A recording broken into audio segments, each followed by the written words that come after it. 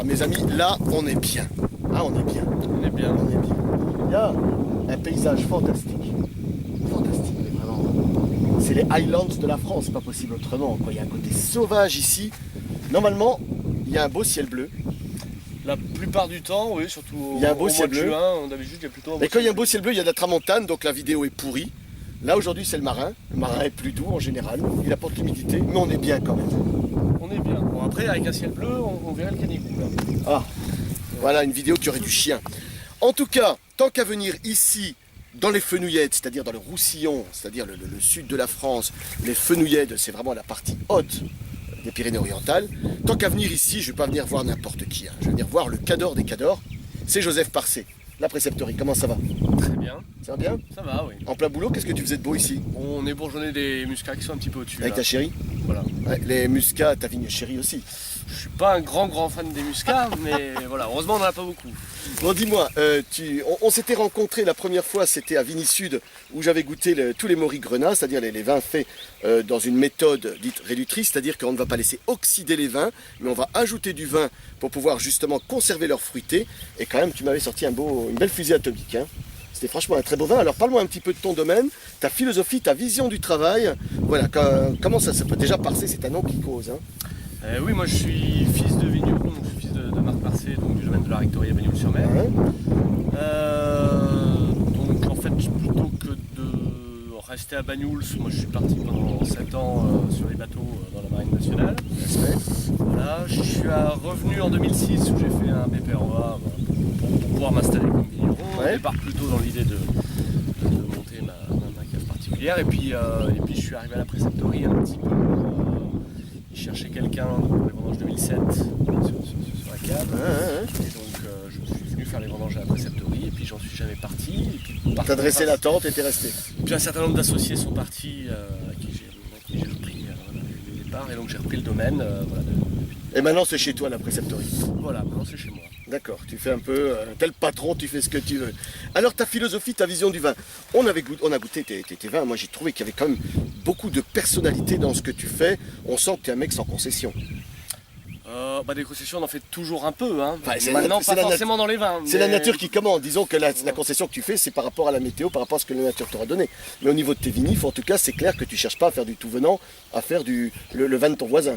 Disons que au niveau des vins, la ligne directrice, qu'on soit sur les blancs, les rouges ou les vins doux, sur le domaine, c'est d'essayer de faire des vins avec une certaine fraîcheur, sans renier pour autant le fait d'être dans le sud. Le but c'est pas d'essayer de faire de la Loire en Roussillon, mais la ligne directrice c'est quand même d'avoir une buvabilité, une fraîcheur, un côté un petit peu aérien, tout en ayant une belle concentration et d'arriver à trouver cet équilibre là. Voilà, ensuite au niveau de la façon de travailler, on travaille les vignes en agriculture biologique. C'est tout en bio. Enfin, tu avais une partie qui était déjà, je pense, certifiée, l'autre qui était en cours. Là maintenant tout est certifié. Ouais. Alors on ne collera pas de carré vert sur les bouteilles pour plusieurs raisons.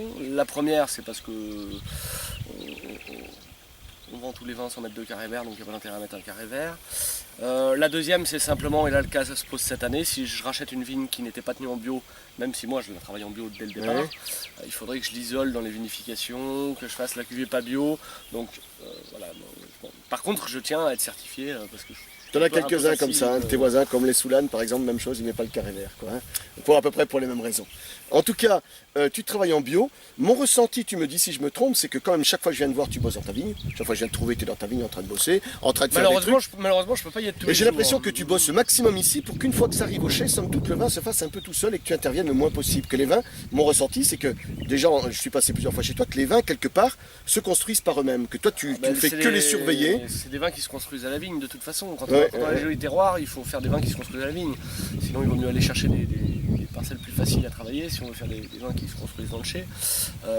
Pour ce qui est de ma présence à la vigne, malheureusement, avec les contraintes administratives, entre les douanes, la MSA, etc. Enfin, Charges sociales et compagnie, oui. Puis il y a la partie commerce qui implique de beaucoup se déplacer. Donc dans la vigne, malheureusement, j'y suis un tiers de mon temps. Tu fais aussi du labour au cheval. Tu t'en vends pas non plus. On laboure à cheval, on faisait labourer et là maintenant on a acheté donc une mule pour le faire nous-mêmes. Alors c'est pareil, c'est pas moi personnellement qui le fais. Ouais, tu passes par un intermédiaire. Non, c'est mon chef de culture. Du Ah, c'est ton domaine chef de qui- culture, voilà, d'accord. Avant, on faisait avec un prestataire. On a Ouais, ouais. passé. Maintenant, Oui, que j'avais on a- vu d'ailleurs. maintenant, on a acheté un. T'as acheté la mule. On a acheté la mule. donc, D'accord. Maintenant, on le fait nous. Pour ta femme, ça en fait deux à la maison, quoi. Voilà, c'est ça. Bon, tu as du Grenache, bon, le muscat, tu en as parlé. Quels sont les vins pour lesquels Le toi muscat, tu on en as... a très très peu. Ouais. Et Et c'est bien comme ça. C'est bien. Donc tu as du Grenache, tu as aussi des blancs. On a aussi des blancs, donc en fait on travaille. T'as deux cuvées en blanc, hein. On travaille quasiment que sur les cépages autochtones, c'est-à-dire sur les blancs on est sur Grenache gris et blanc, Ouais. Macabeu, un petit peu de Carignan blanc, Mhm. et sur les rouges on est sur Grenache Carignan. Voilà. C'est-à-dire qu'on a, Pas de Syrah. on a un tout petit peu de Syrah qui date de l'époque où on était obligé d'en avoir pour pouvoir faire des rouges sur Quelle village. horreur. Maintenant- Quelle horreur. Depuis. Oh, oui. Non, mais cette horreur des 30% de Syrah, moi, ça m'a toujours... Donc maintenant, depuis 2011, il y a l'appellation Maurice Sec qui vient Ouais. de sortir. Donc maintenant, on a une appellation à partir de 2011 où on peut faire Grenache Carignan, donc, ce qui est très bien. Ça, parce c'est que chouette, ouais. c'est C'est les ce qui cépages est- d'ici. Voilà, c'est ce qui est logique de faire ici. Donc on a 2 parcelles de Syrah et qui par contre répond très bien sur les rosés. Donc, le rosé est fait à base de Syrah et D'accord. Grenache. Et puis, de temps en temps, tu fais un rancio sec. Voilà, ben, on laisse on laisse tous les ans. C'est souvent les presses de blanc qui peuvent être un petit peu moins subtiles que les coups. Les dernières presses, à ce moment-là, on les met de côté, on les laisse s'oxyder. Ouais. Ça, mes amis, si vous avez un jour l'occasion, tâtez un rancio sec. En général, on n'a pas d'avis mitigé. C'est où on adore, où on déteste. Mais croyez-moi, si franchement vous ne connaissiez pas et que vous mettez le nez et la bouche là-dedans et que ça vous mord, ça ne vous lâchera plus jamais. Après, bon, vous passerez un petit peu sur les Espagnols dans le même type, vous reviendrez ici chercher des rancios.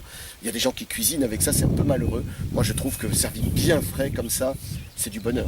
Et surtout que c'est l'année des nouvelles appellations, puisque ça y est, le rancio qu'on était obligé de mettre en vin de table, puisqu'il n'y avait pas d'existence Ouais, ouais, légale, et on a l'IGP Côte Catalane rancio. Magnifique, applaudissons parce que c'est un produit, je suis persuadé, qui peut revenir à la mode parce que ce sont des produits qui sont uniques. Il faut juste, je veux dire, simplement qu'on y remette le goût, qu'on arrête un peu de boire toutes ces saloperies à l'apéritif et qu'on revienne vers les vrais apéritifs, que ce soit le Mauric, soit le Muscat. Revenons à des bonnes choses, quoi. Arrêtons ces vodka violettes et je ne sais autre vodka caramel, ce genre de saloperies qui peuvent qu'altérer le transit intestinal des personnes qui nous regardent. Alors qu'un bon Mauric, au contraire, ça redonne le sourire.